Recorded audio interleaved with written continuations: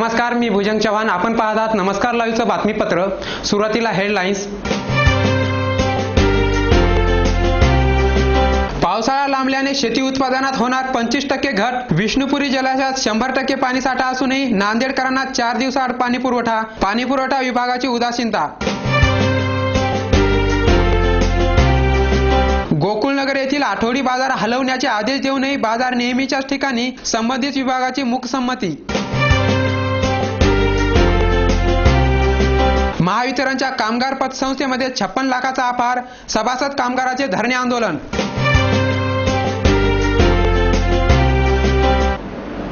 आता बातमीपत्र विस्ताराने.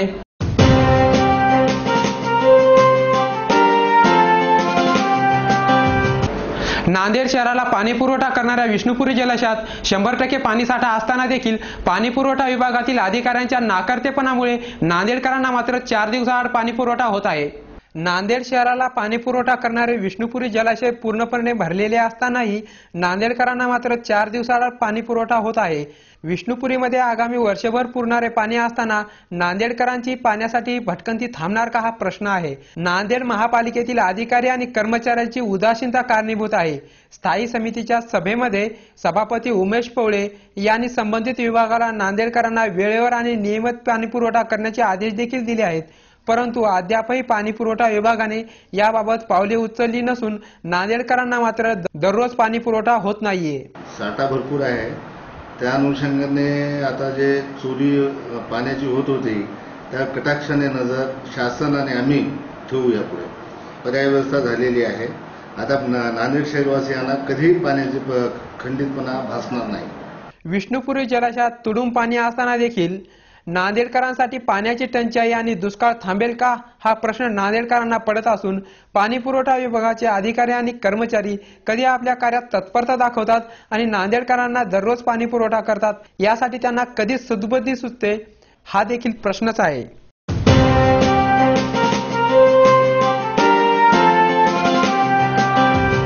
यावर्षी पावसाळा तब्बल 2.5 महिने लांबल्याने पिकाच्या उत्पादनात 20 ते 25% घट होणार असल्याने शेतकरी चिंतेत आहेत.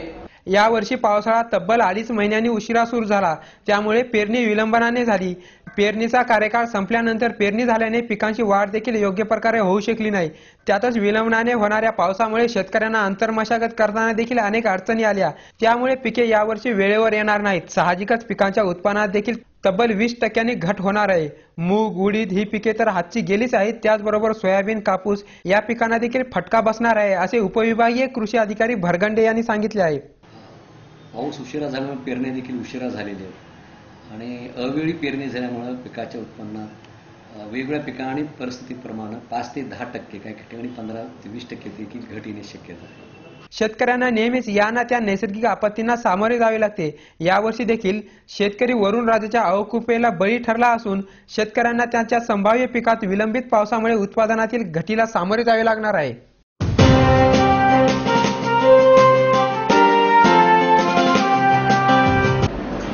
वेळ झाली आहे छोट्याशा विश्रांतीची. तुम्ही पाहत राहा नमस्कार लाईव्हचं बातमीपत्र. घर बांधकाम, हॉटेल, मॉल, महाविद्यालय, बंगलो तसेच रुग्णालय बांधकामासाठी लागणारे vitrified tiles, wall tiles, granite, Kadappa, sanitaries item तांडून मिळण्याचे एकमेव ठिकाण म्हणजे सारडा ग्रेनाइट्स अँड मार्बल. घराच्या सुशोभीकरणासाठी बाथरूम, टॉयलेट, पार्किंग, किचनवटा आदींची उभारणी मार्बल शिवाय होणार कशी?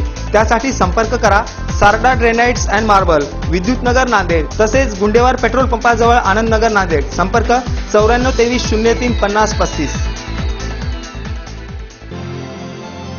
नांदेडच्या खवय्यांसाठी शुद्ध शाकाहारी आणि रुचकर भोजनाची उत्तम व्यवस्था. स्पेशल थाली दालबाटीसाठी प्रसिद्ध भोजनालय. आमरस, श्रीखंड, गुलाबजामुन, मठ्ठ्याचा आस्वाद घ्यायचा असेल तर अवश्य भेट द्या. खमंग, चटपटीत आणि रुचकर जेवणासाठी सुंदामाता भोजनालयाशिवाय पर्याय नाही. सुंदामाता भोजनालय, जुना मुंडा, नांदेड.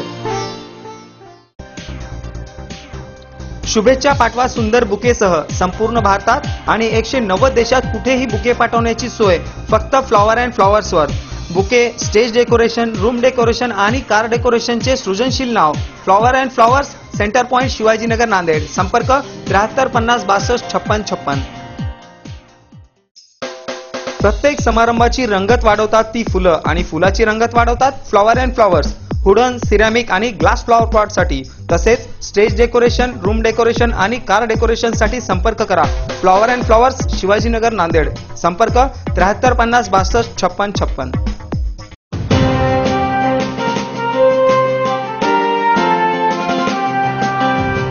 विश्रांतीनंतर पुन्हा एकदा आपलं स्वागत.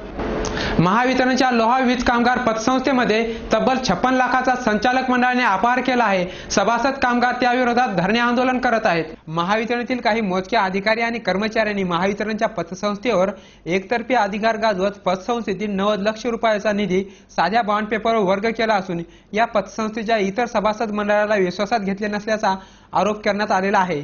पतसंस्थेचे कर्मचारी सभासदांना अरेरावीची भाषा करत उलटसुलट उत्तरे देतात, संचालक मंडळाची बाजू घेत आहेत. त्याचबरोबर बिल वसुली केंद्रात देखील पारदर्शकता राहिली नसून 2004 पासून या संचालक मंडळाने वसुली केंद्रातील 56 लाख रुपयांचा अपहार केला आहे, असे वीज वितरणचे कामगार तथा पतसंस्थेच्या सभासदांनी म्हटले आहे.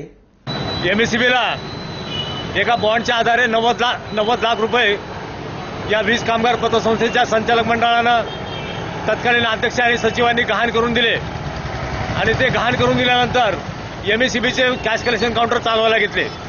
एमएससीबीच्या कॅश कलेक्शन काउंटर चालवत असताना त्याच्यावर कुठलंही नियंत्रण ठेवलं नाही आणि म्हणून लोह्याच्या वीज कलेक्शन काउंटरवर 56 लाखाचा अपहार झाला.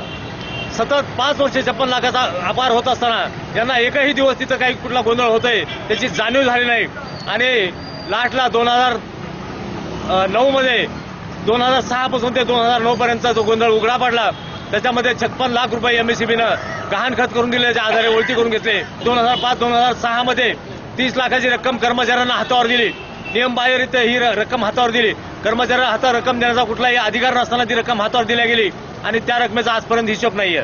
प्रशासनाच्या कोणत्याही विभागातील गैरकारभार चव्हाट्यावर येतो तो पतसंस्थेच्या अथवा त्या विभागातील अधिकारी आणि कर्मचाऱ्यांच्या मतभेदामुळे नांदेड महावितरणच्या पतसंस्थेची देखील तीच स्थिती असून सभासदांच्या आंदोलनामुळे एक मोठा घोटाळा समोर आला आहे हे निश्चित म्हणावे लागेल.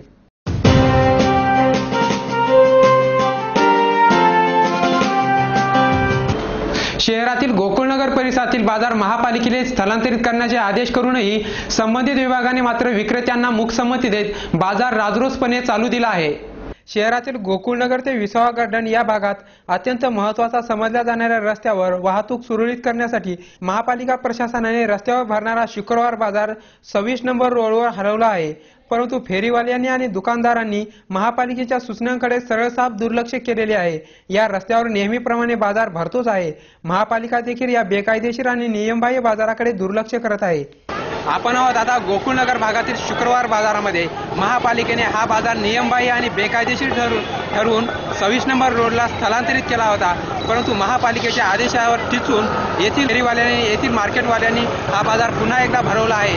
महापालिकेचे संबंधित विभागाचे अधिकारी याकडे दुर्लक्ष करत आहेत. आयुक्त जी श्रीकांत यांनी हा बाजार स्थलांतरित करण्याचे आदेश देखील काढले होते, परंतु संबंधित विभागाने त्यांना कोणत्याही प्रकारचा आदेश दिला नाही. त्यानंतरही आता प्रभारी आयुक्त डॉक्टर निशिकांत देशपांडे आले आहेत. त्यांच्या नेतृत्वाखाली तरी त्यांच्या आदेशाखाली तरी हा बाजार नियोजित ठिकाणी स्थलांतरित होईल का हा प्रश्न आहे. महापालिकेचे तत्कालीन आयुक्त जी श्रीकांत यांनी हा बाजार स्थलांतरित करण्याचे आदेश काढले होते, परंतु या आदेशांना देखील अतिक्रमण विरोधी पथकाने केराची टोपली दाखवली. आता आयुक्तपदी डॉक्टर निशिकांत देशपांडे आलेले आहेत. त्यांच्या येण्याने तरी महापालिकेतील अधिकारी कर्मचारी नियम आणि कायद्याला बांधून राहतील आणि आपली कामे जबाबदारीने करतील अशी अपेक्षा होती.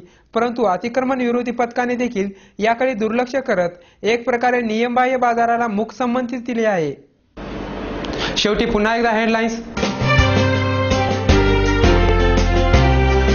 पावसाळा लांबल्याने शेती उत्पादनात होणार 25% घट. विष्णुपुरी जलाशयात 100% पाणीसाठा असूनही नांदेडकरांना 4 दिवसाआड पाणीपुरवठा विभागाची उदासीनता. गोकुळनगर येथील आठवडी बाजार हलवण्याचे आदेश देऊनही बाजार नेहमीच्याच ठिकाणी, संबंधित विभागाची मूकसंमती. महावितरणच्या कामगार पतसंस्थेमध्ये 56 लाखाचा अपहार, सभासद कामगाराचे धरणे आंदोलन.